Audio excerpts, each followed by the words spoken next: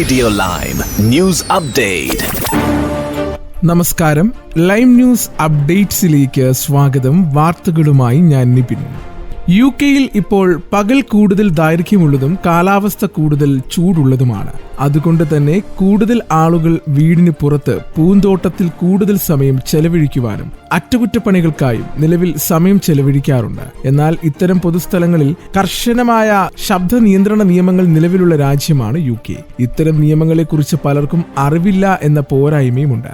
ശബ്ദമലിനീകരണത്തോട് അനുബന്ധിച്ചുള്ള ഇത്തരം നിയമങ്ങൾ ലംഘിച്ചാൽ പിഴ ഈടാക്കുന്ന സാഹചര്യമാണ് ഉണ്ടാകുന്നത്. ഇത്തരം സാഹചര്യങ്ങളിൽ കേസ് കോടതിയിൽ എത്തിയാൽ 5000 പൗണ്ട് വരെ പിഴ അടയ്ക്കേണ്ടി വരും.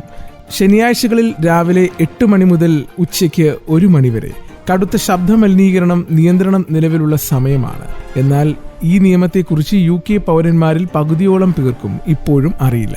അതുമാത്രമല്ല, 11 മണി മുതൽ രാവിലെ 7 മണി വരെ മിതമായ രീതിയിൽ ശബ്ദം മാത്രം പാടുള്ളൂ. ഉച്ചത്തിലുള്ള പാട്ട്, പട്ടികളുടെ കുര തുടങ്ങിയവ ഉൾപ്പെടെ മൂലമുണ്ടാകുന്ന ശബ്ദമലിനീകരണം പിഴ വിളിച്ചു വരുത്തുന്നു.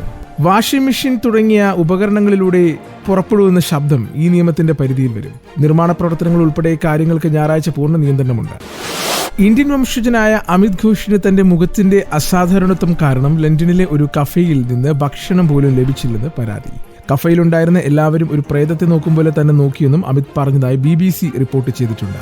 അമിതിനെ കണ്ടതും ഇവിടെ സർവീസ് ഇല്ലെന്ന് പറഞ്ഞ് ജീവനക്കാരി നടന്നകന്നെന്നും എന്നാൽ അപ്പോഴും അവിടെ ആളുകൾ ഇരിക്കുന്നുണ്ടായിരുന്നുവെന്നും അമിത് പറഞ്ഞതായി BBC റിപ്പോർട്ട് ചെയ്തു. അപൂർവ ജനിതക രോഗമായ ന്യൂറോഫൈബ്രോമാറ്റോസിസ് ടൈപ്പ് 1 അമിത് ഘോഷ് ജനിച്ചത്. ഞരമ്പുകളിൽ ക്യാൻസർ അല്ലാത്ത തരത്തിലുള്ള മുഴകൾ ഉണ്ടാകുന്ന ഒരു അവസ്ഥയാണ് ഇത്.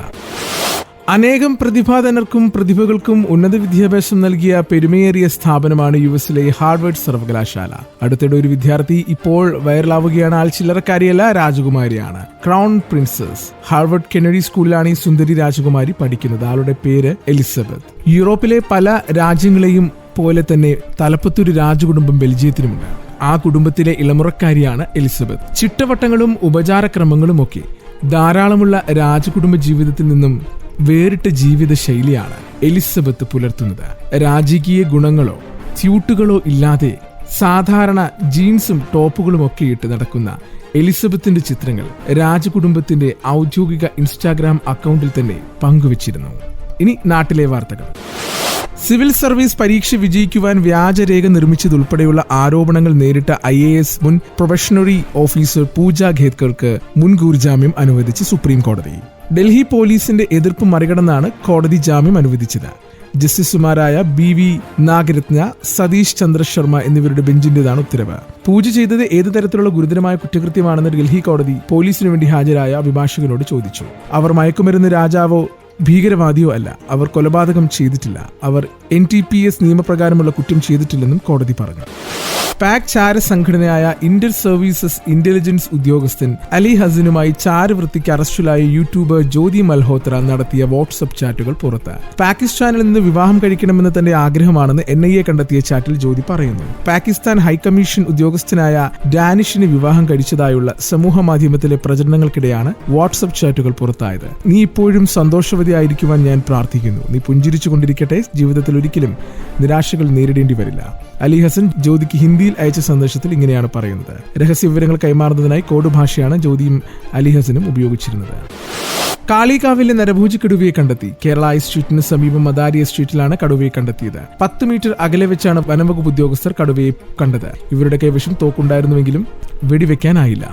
വിവരമറിഞ്ഞ് സ്ഥലത്തെത്തിയ നിലമ്പൂർ DFOയുടെ നേതൃത്വത്തിൽ വനംവകുപ്പ് പരിശോധന നടത്തുകയാണ്. 4 സംഘമായി തിരിഞ്ഞാണ് ദൌത്യസംഘം കടുവയ്ക്കായി തിരച്ചിൽ നടത്തുന്നത്.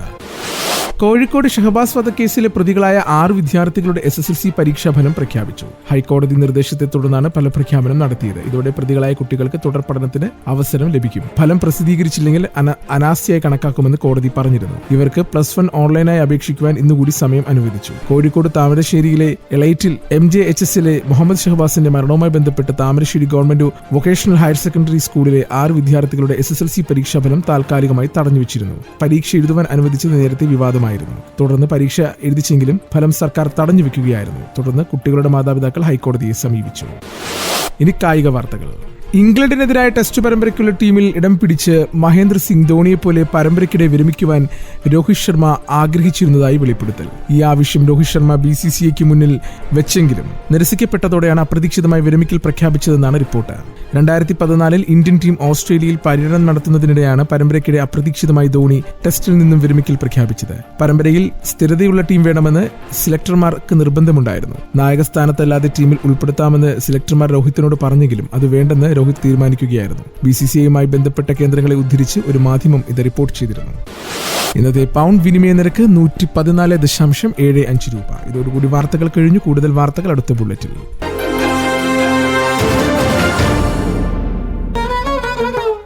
കൂടുതൽ വാർത്തകൾക്കും വിശേഷങ്ങൾക്കുമായി റേഡിയോ ലൈം ആപ്പ് ഡൗൺലോഡ് ചെയ്യൂ. പ്ലേ സ്റ്റോറിൽ നിന്നും ആപ്പ് സ്റ്റോറിൽ നിന്നും. Radio Lime.